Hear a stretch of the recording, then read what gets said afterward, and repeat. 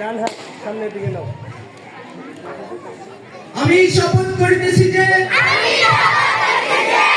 সদা সত্য কথা বলিব, কখনো মিথ্যা বলিব না,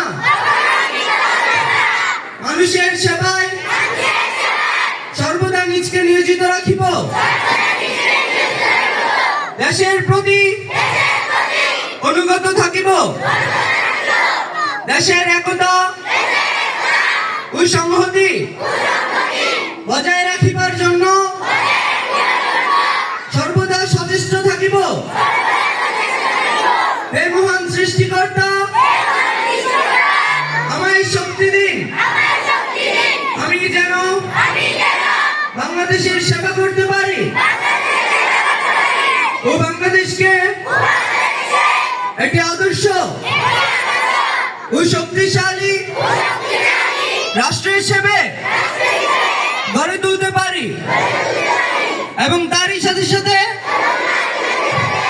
রায়নাইড ইসলাম কলেজের সুনাম বৃদ্ধি করতে পারি।